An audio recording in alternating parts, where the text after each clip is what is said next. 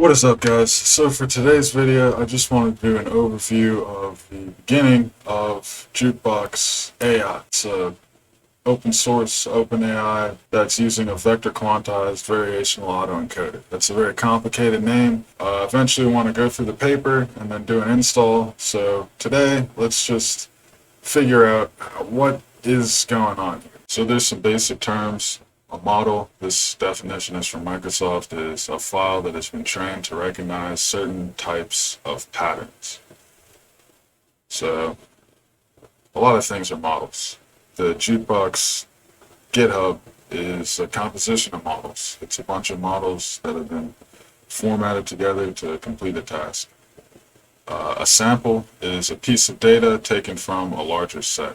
You can have image samples, you can have audio samples, you can have text samples, you can have samples of anything. You can have a human could be a sample if the larger set corresponds to the human. Here we're focusing on audio samples. So the sample rate in this context is the range of frequencies a piece of audio can represent. So for audio samples, an amplitude recording at a particular time is a sample. So you take a recording of an amplitude, at one time you have one sample. And the sample rate is how many samples you're taking per second. Usually it's a binary format for computing purposes, and many of these samples can be combined to reconstruct an analog wave.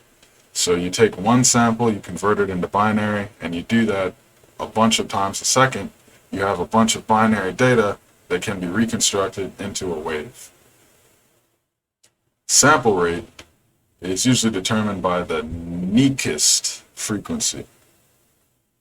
The Nyquist frequency, I'm not an audio expert, so I'm not going to go into depth about this, but the general idea is, so the Nyquist frequency is determined on this principle that you need two samples at a minimum per amplitude, positive and negative.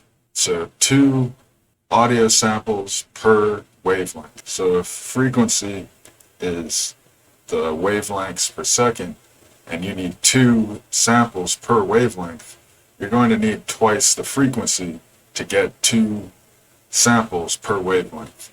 And for audio purposes, to allow for better filtering and better compression techniques, they add a small amount of buffer on each end. So although the human range of frequency detection, humans can detect frequencies within the range of negative 20 hertz to 20 hertz.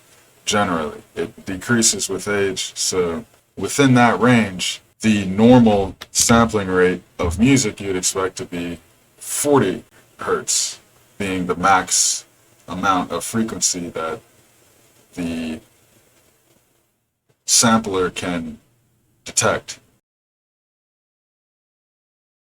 But they add a buffer, so the standard frequency for audio recordings is 44.1 kilohertz.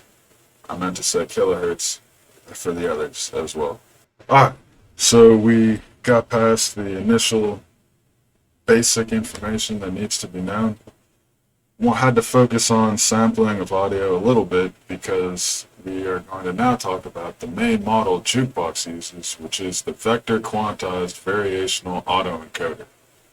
Now, autoencoders or any encoding model focuses a lot on actually segmenting the whole input data into pieces and mapping those pieces of data to more meaningful pieces of data that can be used later.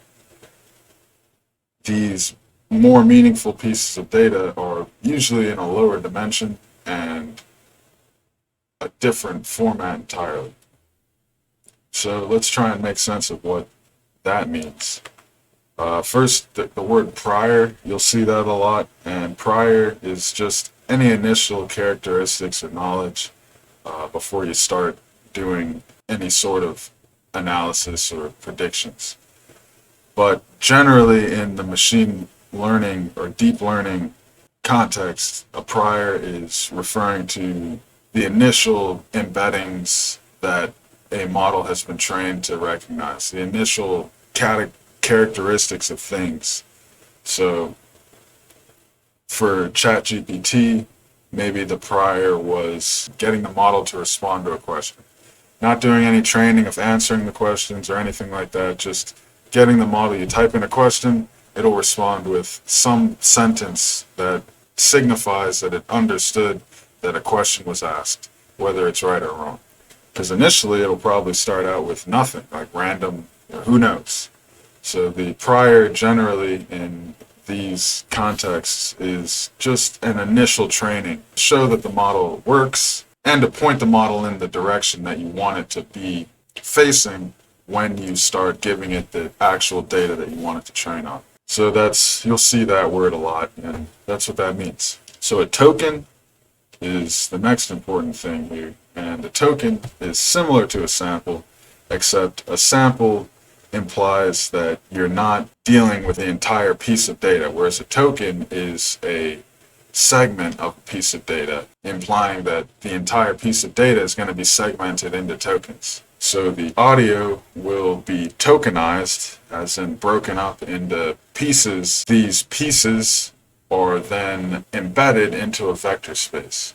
So you'll have some pieces here, and these pieces will represent the piece of data, and then additional information will be added. Maybe information about its position in context to the entire piece of data, maybe some other information. The token will be embedded with other information that is going to help it perform the task that the model is trying to perform. And we pool the sequences of embeddings into shorter sequences until we get a single full contextual data representation for the output. Alright, so now we're on to quantization. To quantize is to form a discrete representation of continuous data.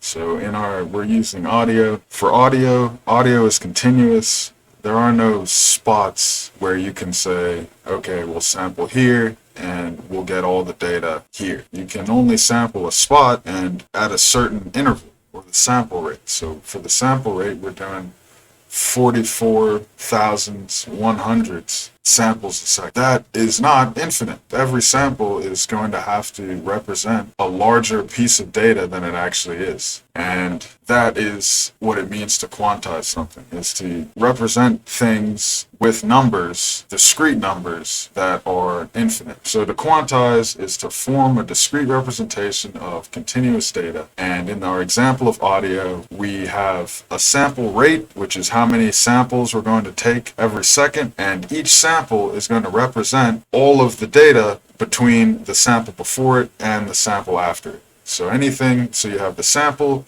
and there's going to be some time before and after where there is no sampling happening, and that one sample is going to have to represent that whole space of data. For tokenization, the quantizing comes from using a map of vectors, whatever dimension we want these vectors to be in, and having those maps of vectors represent all possible vectors that could be produced in that space, which is infinite. There's any space, any vector, any subspace has an infinite number of vectors in it. So the code book is a collection of codes, embedded tokens, and the embedded tokens are the embedded vectors. So code book is a set of vectors, and these vectors are learned through an iterative process where you first set the amount of vectors you want to exist in that space. So you pick a number n, and you have the model select a random pool of n vectors, and then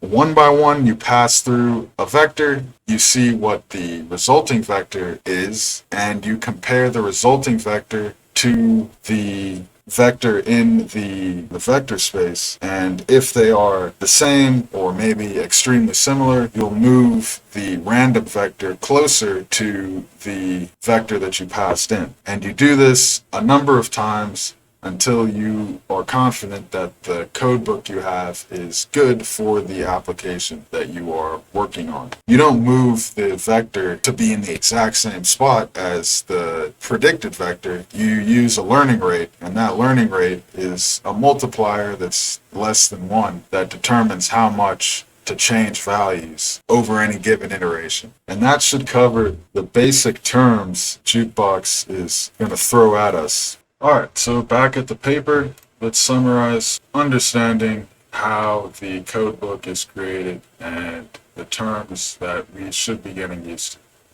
So we are looking at the jukebox model, generates music, compress the raw audio to discrete codes and modeling those using an autoaggressive transformer. So we haven't talked about transformers yet, but it's another form of encoding and decoding.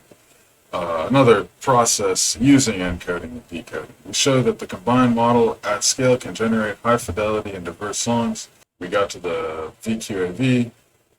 We learned that this is a method of taking data in a higher space and compressing it to a lower dimensional space through an iterative process of using known values and comparing them to randomly selected values.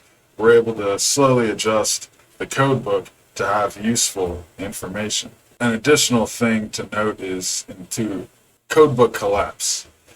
It's possible that there is a certain collection of vectors or a certain vector that is easily mapped, and every vector will end up mapping to that one vector, or there will be a group of vectors that no vectors even try to map to, so that the codebook will be set up in a way that the centroid for one set of vectors is never accessed, or it's so far out of the way from the data set that it's just never used.